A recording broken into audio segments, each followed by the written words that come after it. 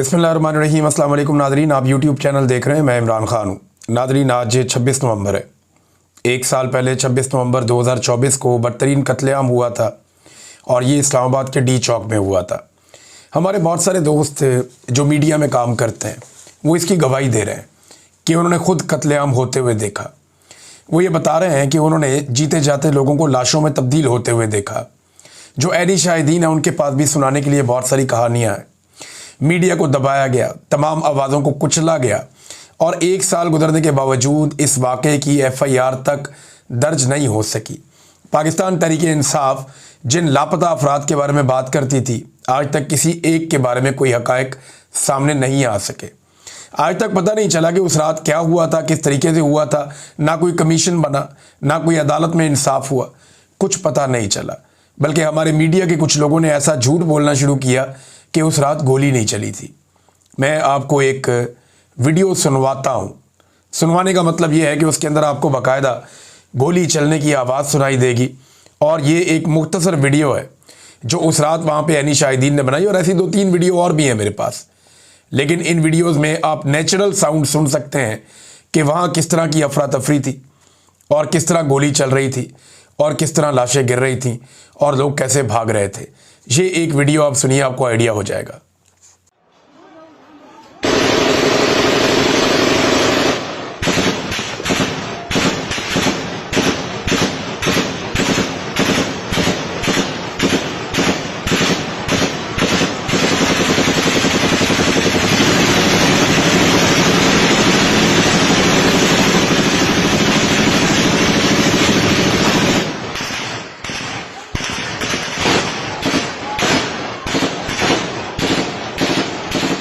ये एक वीडियो है, मेरे पास ऐसी यहाँ पे 2-3 वीडियोस मौजूद हैं जिनमें साफ आवाज़ें सुनाई दे रही हैं। बड़ी गन्स भी चल रही हैं, छोटी गन्स भी चल रही हैं। और कैसा ब्लैकआउट था, कैसा खौफनाक दिन था वो, और कैसी रात थी वो जब गोलियाँ चलाई गई और बाद में एक क्लीनिंग ऑपरेशन किया गया, जिसके बाद खून के धब्बे भी नहीं थे, कुछ भी नहीं था। लेकिन एक खौफ व हरास था जो इस्लामाबाद की फ़िज़ाओं में बड़े लंबे अरसे तक रहा। ये कत्लेआम करने वालों ने कर तो दिया, लेकिन इसमें जो मासूम और निहत्ते लोग मारे गए, वो कत्ल और वो खून के धब्बे उनके दामन पे हमेशा रहेंगे। ऐसा नहीं है कि ये लोग बच जाएंगे, इनको नींदें नहीं आएंगी, इनकी नस्लें रुल जाएंगी। जिन्होंने नाहक खून बहाया है वो इसकी कीमत अदा करेंगे, इस दुनिया में भी, अगली दुनिया में भी।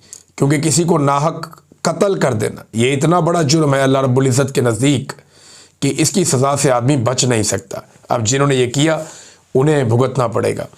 नादरीन, इमरान खान साहब की बहनों ने गुज़िश्ता रात धरना दिया। लगभग 9 घंटे तक ये धरना चला अडियाला जेल के बाहर, लेकिन इमरान खान साहब की मुलाकात नहीं करवाई गई। मैंने आपसे कहा था कि नवंबर का महीना ऐसा ही गुजरेगा, ये इमरान खान की मुलाकातें नहीं करवाएंगे। वजह यह है कि आसिम मुनीर साहब को एक एक्सटेंशन ताहयात मुराआत और ताहयात इस्तिस्ना चाहिए। उसके लिए वो आईनी तरमीम कर चुके हैं, लेकिन जब तक सारा काम मुकम्मल नहीं हो जाता तब तक वो इस बात का रिस्क नहीं ले सकते कि इमरान खान साहब का जेल से बाहर कोई वाज़े पैगाम या कोई स्टेटमेंट आए।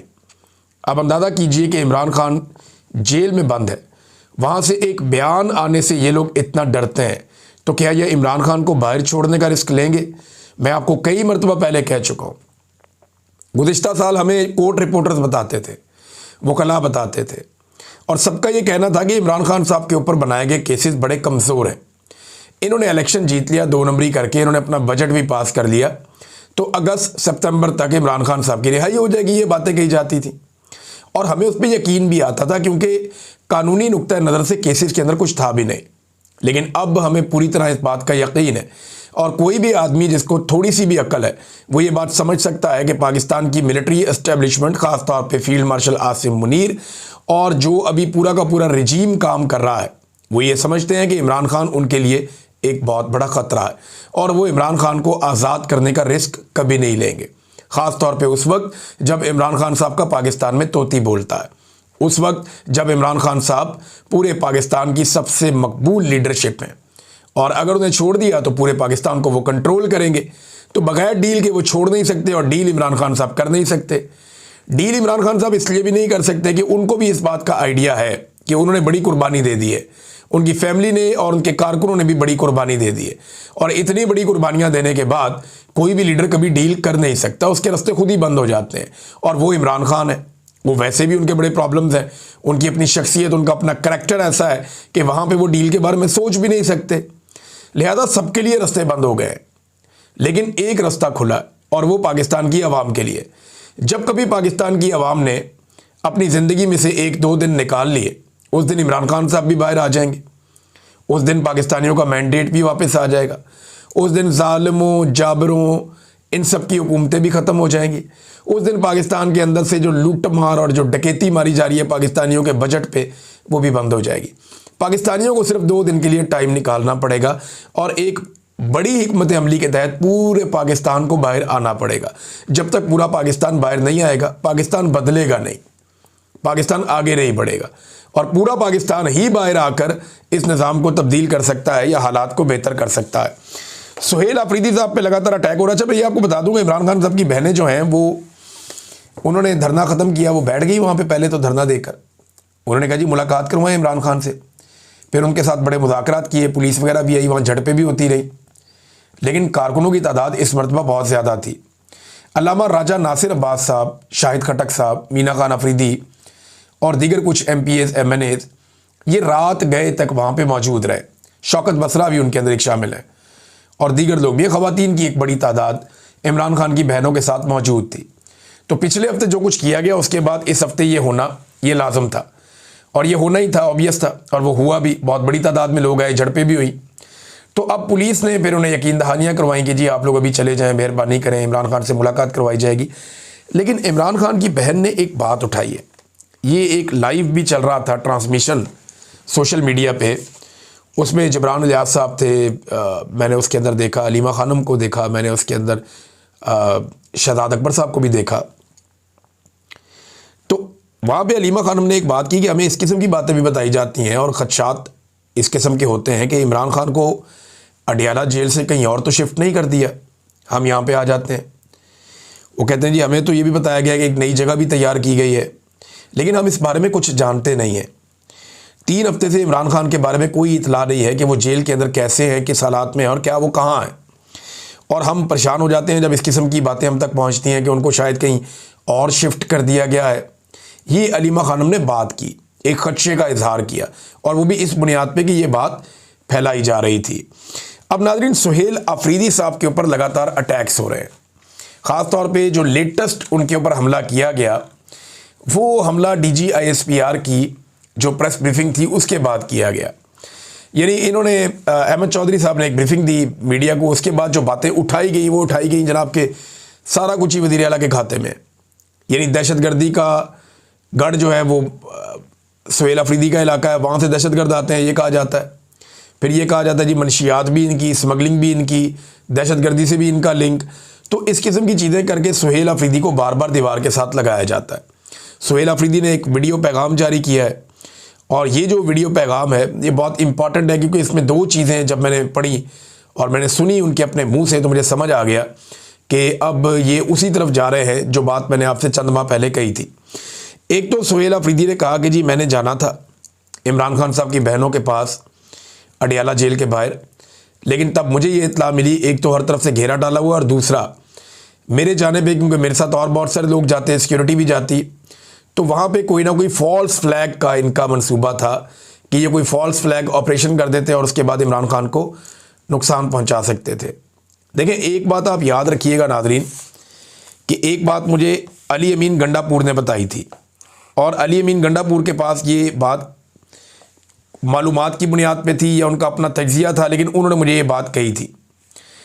क्योंकि बहुत सारे लोग ये दबाव डाल रहे थे कि अडियाला जेल क्यों नहीं जाते आप लोग, आप इस्लामाबाद क्यों जाते हैं, आप जाएं अडियाला जेल जहाँ पे इमरान खान बंद है उसको रिहा करवाएं।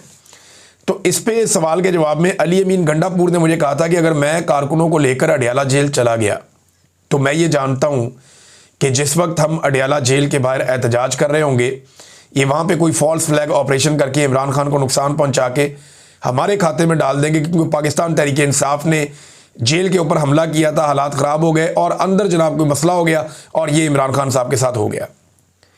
ये अली अमीन गंडापुर ने इस खदशे का इजहार मेरे सामने किया था, एक दो और लोग भी सुन रहे थे। तो ये फॉल्स फ्लैग कर सकते हैं, ये बात ठीक है, क्योंकि पीएमएलएन के कुछ अकाउंट्स ने जब अडयाला जेल के बाहर पाकिस्तान तहरीक इंसाफ के लोग बैठे हुए थे तो इस किस्म की अफवाहें फैलाई कि पीटीआई कारकुनों ने अडयाला जेल के ऊपर चढ़ाई कर दी और हमला कर दिया। हालांकि मौका पर ऐसा कुछ नहीं हुआ। जब पीएमएलएन के कुछ अकाउंट्स ने यह बात फैलाई कि मुबैना तौर पे पाकिस्तान तहरीक इंसाफ के कारकुनों ने जनाब अली हमला कर दिया जेल के ऊपर और जनाब वहाँ पे लड़ाई शुरू हो गई है और चढ़ाई कर दी है, जब इस किस्म की बातें फैलाई गई तो जो वहाँ पे मौजूद थे मीडिया के लोग, उन्होंने कहा जी हम तो यहाँ ऐसा कुछ नहीं देख रहे, सोशल मीडिया के ऊपर ये बकवास चल रही है और ये गलत इन्फॉर्मेशन फैलाई जा रही है, जिस पे बहुत सारे जो लोग समझते हैं इन मामलात को, उन्हें समझ आ गई कि एक फॉल्स फ्लैग ऑपरेशन इस तरीके से भी किया जा सकता है। तो तहरीक इंसाफ को काफ़ी रहना पड़ेगा, ख़बरदार और होशियार रहना पड़ेगा। तो सुहेल अफरीदी ने कहा मैंने जाना था लेकिन मैं इसलिए नहीं गया क्योंकि एक फॉल्स फ्लैग का एक ख़तरा मौजूद था और उस वजह से मैं नहीं गया। लेकिन जो उन्होंने बात की वो ये की वीडियो पैगाम में कि फ़ैसला कुन बात की तरफ हम बढ़ रहे हैं और फ़ैसला कुन वक्त आ रहा है, यानी ये सुहेल अफरीदी ने कहा। और उन्होंने अवाम की सपोर्ट मांगी। फिर ये भी बताया कि पुरअमन एहतजाज करेंगे और पूरे पाकिस्तान में करेंगे। ये वो बात है जो मैं आपको काफ़ी अरसे से बता रहा हूँ कि आप अगर इस्लामाबाद की तरफ पूरा पाकिस्तान बढ़ता है तो अव्वल तो सारा पाकिस्तान इस्लामाबाद की तरफ जाता ही नहीं है। कराची की आबादी जो है वो 2-2.5 करोड़ है। वहाँ से जब आप लोगों को कहते हैं इस्लामाबाद की तरफ बढ़ो तो मैक्सिमम आपके 5,000-10,000 बंदे निकलते हैं, क्योंकि इस्लामाबाद सारे नहीं जाना चाहते। अगर आप कराची के अंदर एहतजाज या जलसा जुलूस को बहुत बड़ी एक्टिविटी करना चाहते हैं, 1.5-2 लाख आदमी निकल आता है, बाद औक़ात ज़्यादा निकल आता है। लेकिन अगर आप सारे कराची को कहें कि वो अपने अपने इलाकों में निकल कर एहतजाज करें और अपनी अपनी सड़कों पे अपनी अपनी गलियों में आकर पुरअमन तरीके से बाहर आकर बैठ जाएं और आपने फिर घर नहीं जाना, आपने ज़िंदगी का पहिया जाम कर देना है, अपने अपने घर में राशन डालिए और 2 दिन के लिए आकर सड़कों पे बैठ जाइए। सारे लोग आ जाएं पाकिस्तान के और बाहर आकर बैठ जाएं। लाहौर, कराची, इस्लामाबाद, फैसलाबाद, मुल्तान, सरगोदा, पेशावर, कोयटा, सारे शहर, पशीन, सियालकोट, जहाँ जहाँ है निकल के आके बैठ जाएं। आज़ाद कश्मीर, गिलगित बल्तिस्तान। तो जब ये लोग आकर अपने घरों के बाहर बैठ जाएंगे तो एक तो ये आपस में फेमिलियर है, सारे लोग एक दूसरे को जानते हैं, एक दूसरे की मदद भी करेंगे, एक दूसरे का ख्याल भी रखेंगे, तो पाकिस्तान का पहिया जाम हो जाएगा। पूरी दुनिया के अंदर ये बहुत बड़ी कवरेज जाएगी, पाकिस्तान की इस्टेब्लिशमेंट के ऊपर बहुत बड़ा प्रेशर आएगा और हर जगह के ऊपर जाके पुलिस या फौज, ये बहुत थोड़ी तादाद में बेचारे चंद लाख लोग हैं, ये किसी सूरत भी पूरे पाकिस्तान के अंदर इतने बड़े लैंडस्केप के जो 25-30 करोड़ के बीच में आबादी है, 25-26 करोड़, इतनी बड़ी आबादी को ये टैकल नहीं कर सकेंगे। मुझे लगता है पाकिस्तान तहरीक इंसाफ की हिकमत अमली ये है। इमरान खान साहब भी इसका इशारा दे चुके हैं माजी में, अब सुहेल अफरीदी की बात से भी इसका इशारा मिल रहा है। तो इमरान खान साहब को अडयाला से कहीं और शिफ्ट किया गया, ये सवाल उनकी बहन ने उठाया और उन्होंने कहा जी कि जब इस किस्म के खदशात हमारे सामने लाए जाते हैं तो हम परेशान हो जाते हैं। लेकिन एक खदशा और बहुत बड़ा भी है नाज़रीन, लेकिन इससे पहले कि मैं उस खदशे की तरफ जाऊँ, मैं आपको ये भी बता दूँ कि आज के दिन शोहदा के हवाले से पेशावर में एक प्रोग्राम भी है और उस प्रोग्राम में शिरकत के लिए इमरान खान की बहनों ने भी जाना है और इसीलिए उन्होंने अपना रात वाला धरना कैंसिल किया, वरना वो ये कह रही थी कि हम यहाँ पे बैठे रहते, लेकिन क्योंकि हमने इस प्रोग्राम में पहुँचना है लिहाजा वो धरना उन्होंने 9 घंटे के बाद ख़त्म किया, हुकूमत की यकीन दहानी के बाद। अब गंडापुर साहब की टीम काफ़ी मुतहरिक हो गई है और सुहेल अफरीदी के ऊपर पहले आहिस्ता आहिस्ता अब तेज़ हमले शुरू हो गए कि जनाब इमरान खान से मुलाकात भी नहीं कर सका ये बंदा, इमरान खान को बाहर लाने के लिए क्या कर रहा है। तो ये इस किस्म की, तो इससे तो गंडापुर अच्छा था, गंडापुर भी यही करता था, अब ये भी यही कर रहा है, ये बात नहीं है। गंडापुर साहब का और सुहेल अफरीदी का कुछ थोड़ा बहुत फ़र्क है। गंडापुर साहब को फरवरी 2024 में इलेक्शन जीत कर वो वज़ीर आला बने थे और उसके बाद उनको जो पहला एहतजाज करना पड़ा वो अक्टूबर में जाके करना पड़ा, यानी उन्हें कम से कम 8 माह 9 माह का बड़ा अच्छा ग्रेस पीरियड मिला था। सुहेल अफरीदी जो है वो अभी आया, इसको 2 माह पूरे नहीं हुए मेरे ख्याल में। दूसरी बात यह है कि गंडापुर साहब ने कोशिश करना छोड़ दी थी। इमरान खान साहब का ये मानना था कि गंडापुर को जब खुद काम होता है तब ये मुझे जेल में मिलने आता है, मैं बुलाता हूं तो ये नहीं आता। तो एफर्ट नज़र नहीं आती थी गंडापुर की इमरान खान साहब से मुलाकात करने के लिए। सुहेल अफरीदी कम से कम हर मुलाकात वाले दिन वहाँ पे जाकर सिस्टम के कपड़े ज़रूर उतारता है, सिस्टम को नंगा ज़रूर करता है कि जनाब मैं आ गया हूँ। वो अपना केस अवाम के अंदर बिल्ड करता जा रहा है, एक मोमेंटम बनाता जा रहा है। गंडापुर साहब का मोमेंटम उनको बना हुआ मिला था 2024 में फरवरी में, उनको मोमेंटम बना हुआ मिला था, वो उसको नीचे लेकर गए अपने कामों से। सुहेल अफरीदी को मोमेंटम बहुत तबाह करके मिला, बहुत डाउन गई थी पार्टी और सारा मोमेंटम तहरीक का, वो उसको उठाने की कोशिश कर रहा है। अब कुछ हद तक उठा है वो, लेकिन उस लेवल पे अभी भी नहीं पहुंचा जहां पे पिछले साल अक्टूबर नवंबर में पाकिस्तान तहरीक इंसाफ का एक मोमेंटम बना हुआ था। लेकिन जिस रफ्तार से ये लोग चल रहे हैं, बहुत जल्दी ये बहुत बड़ी तहरीक खड़ी करने के काबिल मुझे लगता है कि हो जाएंगे। नादरीन, मुझे इस बात का बड़ा खदशा है और मैं ये बात जो कर रहा हूं, मुझे इस बात का डर भी है कि कहीं पाकिस्तान को अफगानिस्तान और भारत के साथ एक साथ लड़ना ना पड़ जाए। और ये एक बहुत बड़ी हकीकत है, जितने लोग थोड़ा बहुत भी डिफेंस के मामलात को समझते हैं उन्हें इस बात का अंदाज़ा है। देखें, एक ट्वीट है, पहले वो आप देख लें, जो फॉरेन अफेयर्स की ट्वीट है अफगानिस्तान की, मिनिस्ट्री ऑफ फॉरेन अफेयर्स की। इन्होंने ये ट्वीट जो है पश्तो में भी की है, उर्दू में भी की है, अंग्रेज़ी में भी की है, डिफरेंट ज़बानों में इन्होंने ये बात की है। और इन्होंने दुनिया के सामने रखा कि जनाब वहाँ पे कोई एरियल स्ट्राइक हुई है अफ़गानिस्तान में और इसके पीछे वो पाकिस्तान के ऊपर इल्ज़ाम लगा रहे हैं। अच्छा, इसमें जो पाकिस्तान की जानिब से तरदीद आई है कि हमने नहीं किया। ज़बीउल्लाह मुजाहिद ने टीवी इंटरव्यू में कहा कि अफ़गानिस्तान के लोग अपनी सरज़मीन और ख़ुद मुख्तारी की हिफाजत के लिए तमाम दस्तयाब वसाइल के साथ मुनासिब वक्त और मौका पर भरपूर जवाब देने की सलाहियत और अज़म रखते हैं, यदि वो ये करेंगे। वो ये समझते हैं कि अफ़गानिस्तान के अंदर जो एक फ़ज़ाई हमला हुआ है उसमें पाकिस्तान मुलव्वस है और वो ये कह रहे हैं कि अब वो बदला लेंगे। अब ये हमले के हवाले से जो उन्होंने फुटेज जारी की है, इस हमले में 10 अफराद मारे गए हैं। अफ़गानिस्तान का क्लेम है कि हमला जो है वो पाकिस्तान की जानिब से किया गया है, जबकि पाकिस्तान का क्लेम है कि हमने ऐसा कोई हमला नहीं किया।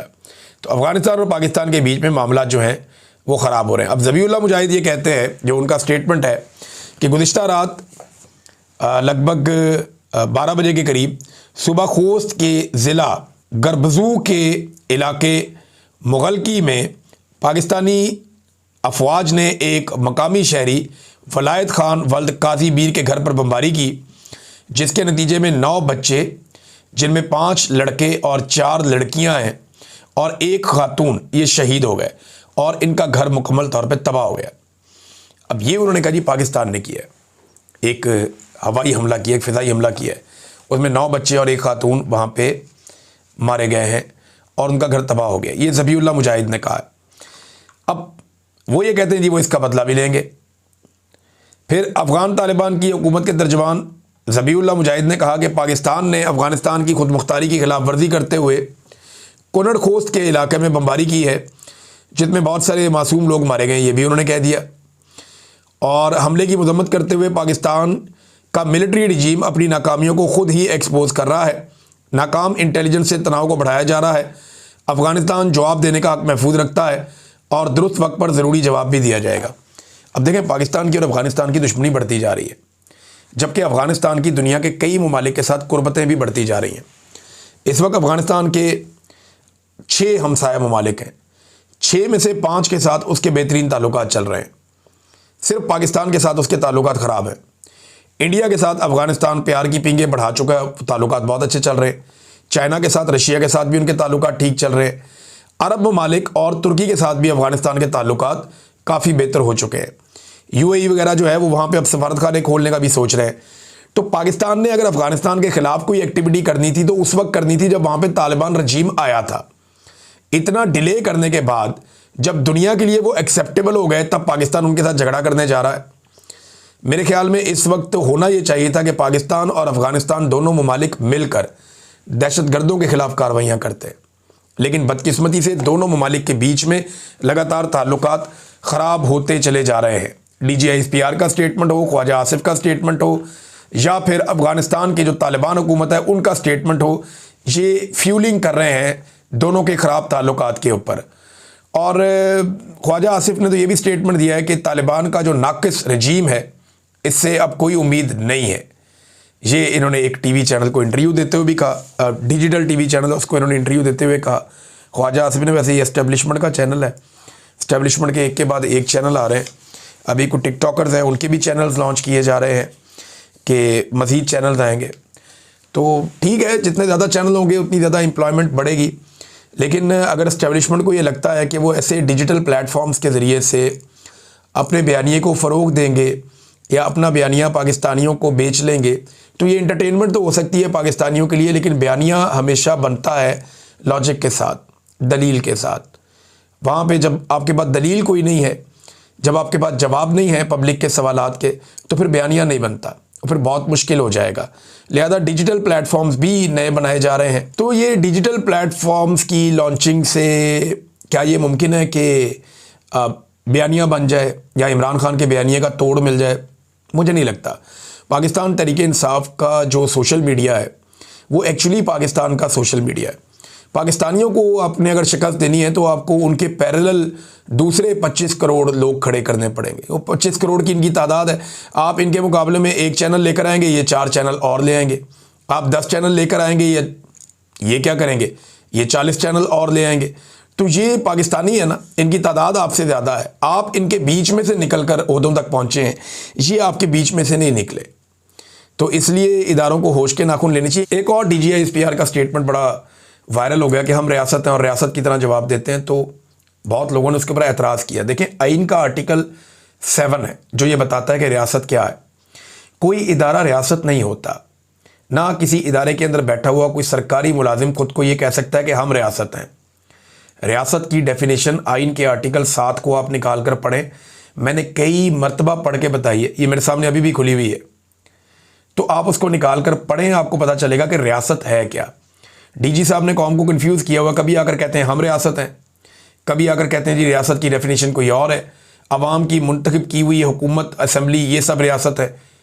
तो एक कन्फ्यूजन उन्होंने फैलाया हुआ है। तो रियासत वही है जो एक्चुअली है, जो आईने पाकिस्तान में लिखी हुई है। कोई इदारा रियासत नहीं हो सकता है और कोई इदारे के अंदर कोई सरकारी मुलाजिम क्लेम नहीं कर सकता कि हम रियासत हैं। अगर ऐसा करना है तो फिर आइन के अंदर एक और तरमीम लाइए और रियासत की डेफिनेशन पूरी दुनिया से हटाकर पाकिस्तान में एक नई रख लीजिए। बस अब तक के लिए इतना ही। अपना ख्याल रखिएगा, अपने इस चैनल का भी। अल्लाह हाफिज़।